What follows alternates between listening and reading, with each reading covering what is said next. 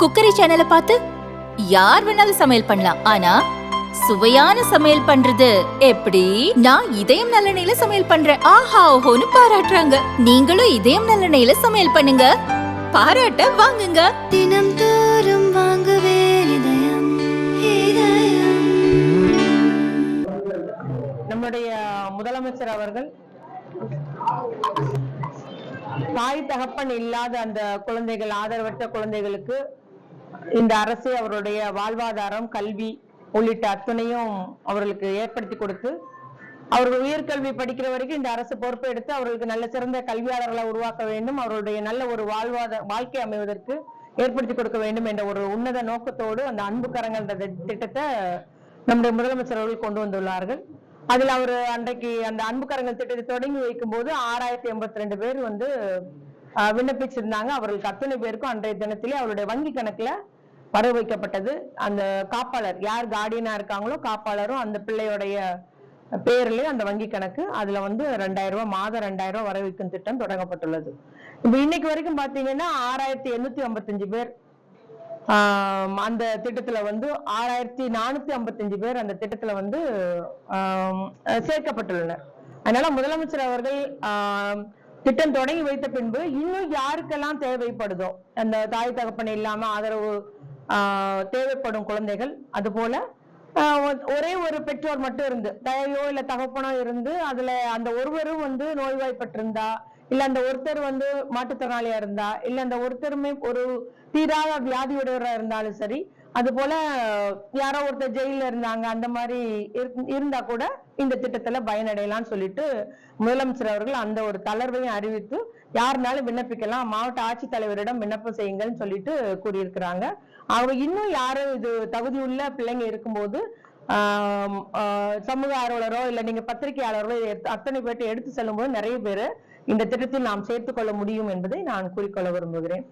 அதே போல இங்க பெண்கள் மற்றும் குழந்தைகளோட பாதுகாப்பை பத்தி பேசினாங்க. பெண்கள் மற்றும் குழந்தைகள் பாதுகாப்பில் தமிழ்நாடு அரசு அதிக கவனம் செலுத்தி வருகிறது. நம்முடைய முதலமைச்சர் அவர்கள் இதற்கு மிகவும் முக்கியத்துவம் கொடுத்து வருகிறார்கள் என்பதை நான் இங்கு உறுதியாக கூறிக்கொள்ள விரும்புகிறேன். ஏன்னா பொதுவா பெண் சமுதாயம் தனக்கு இழைக்கப்படும் அந்த அநீதியை பொறுத்த வரைக்கும் குடும்பத்தார் எல்லாம் வெளியே சொல்லிடாத, குடும்ப மானம் போயிரும், இந்த மாதிரி பிரச்சனை ஆயிரும் அப்படின்ற மாதிரியே மறைச்சு வைக்கக்கூடிய அந்த அப்படியே அந்த பிள்ளைய அமுக்கப்பட்டு அவளுடைய குரலை நசுக்கக்கூடிய ஒரு நிலைதான் இருந்தது காலகாலமாக.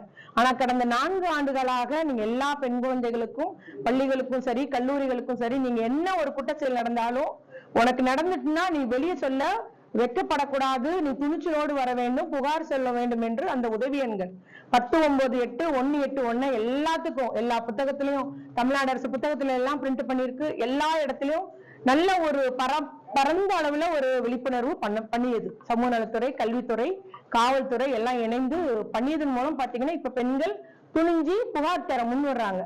அதுலயும் ரகசியம் காக்கப்படுகிறது. யார் புகார் தந்தான்றது நம்முடைய துறை அதை வெளிப்படுத்துவது கிடையாது, ரகசியம் காத்து வருகிறது. அதுல மிகவும் என்ன சொல்றது, ஸ்ட்ரிக்டா நம்முடைய மிகவும் கடுமையாக நம்முடைய முதலமைச்சர் அவர்கள் அத்துணை பேரை எச்சரித்து சரியா நடவடிக்கை எடுக்கணும்னு சொன்னது போல அது போல செய்து வருகிறோம். ஆகவே விழிப்புணர்வு பெற்றதன் மூலம் இப்ப பாத்தீங்கன்னா எல்லா குற்ற செயலுக்குமே ஒருவேளை அந்த பெற்றோர் புகார் தர முன் வந்தா கூட நம்முடைய துறையே அதுல புகார் கொடுக்கிறது. நம்முடைய சமூக நலத்துறையே ஒரு வழக்கறிஞரை வச்சு அவங்களே புகார் கொடுக்கிறது. ஒரு வெளி மாநிலத்துல சேர்ந்தவர் அவங்களுக்காக நம்ம சப்போர்ட் பர்சனை எல்லா மாவட்டத்திலையும் பிக்ஸ் பண்ணியிருக்கோம்.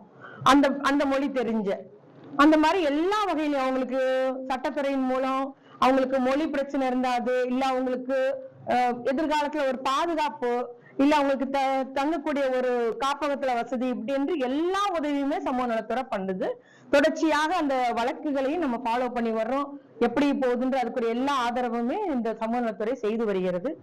குறிப்பா ஒரு விஷயம் உங்களுக்கு சொல்ல விரும்பணும்னா, ஒரு 10க்கு மேல வழக்குகள்ல அந்த குற்றச்செயல் நிரூபிக்கப்படாமல் சரியான ஒரு சாட்சியங்கள் இல்லாம விடுதலை செய்யப்பட்டது கூட நம்முடைய துறையிலிருந்து அவங்க பெற்றோர்கள்லாம் இந்த மாதிரி நடந்த நிகழ்வுக்கு எங்களுக்கு நியாயம் கிடைக்கலன்னு சொல்ல போது நம்முடைய துறை மேல்முறையீடு செய்திருக்குது.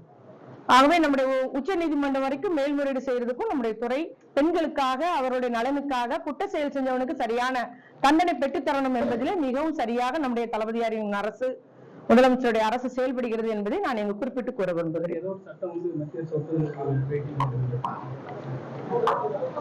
பெண்களுக்கு எதிரான குற்ற செயல்ல வந்து நம்ம வந்து தண்டனையை அதிகப்படுத்தினார் நம்முடைய முதலமைச்சர் அவர்கள் கடந்த சட்டமன்ற தொடரின் போது அந்த தண்டனை காலத்தை அதிகப்படுத்தி தண்டனையை கடுமையான தண்டனையாக்கி சட்ட திருத்தம் செய்யப்பட்டது. அது நம்முடைய சட்டசபையில இந்த சட்டம் நிறைவேற்றப்பட்டதுல ஒண்ணு வந்து நம்முடைய தமிழ்நாடு அரசுடைய அதிகாரத்துக்கு உட்பட்ட சட்டம் வந்து இப்பொழுது அமலுக்கு வந்திருக்குது, நடைமுறைக்கு வந்திருக்குது. பெண்களுக்கு எதிரான குற்றச்செயல் ஈடுபடுறதுக்கு தண்டனை கடுமையாக்கப்பட்டுள்ளது. இன்னொன்னு வந்து ஒன்றிய அரசினுடைய அந்த சட்டம் அது வந்து நம்ம இவரு கவர்னர் மூலம் அது ஒன்றிய ஜனாதிபதிக்கு பரிந்துரைக்கப்பட்டிருக்கு. விரைவில் அது வரும்னு சொல்லியிருக்கோம், எதிர்பார்க்கிறோம். அதனால அந்த சட்டங்களும் கடுமையாக்கப்பட்டிருக்குது. ஆகவே பெண்கள் மற்றும் குழந்தைகளுக்கு எதிரான குற்றங்கள் அப்படின்ற எண்ணமே வந்து சமுதாயத்தில் வரக்கூடாதுன்ற நிலைமையில நம்முடைய முதலமைச்சர் அவர்கள் பெண்கள் மற்றும் குழந்தைகள் பாதுகாப்பு வழங்கி வருகிறார்.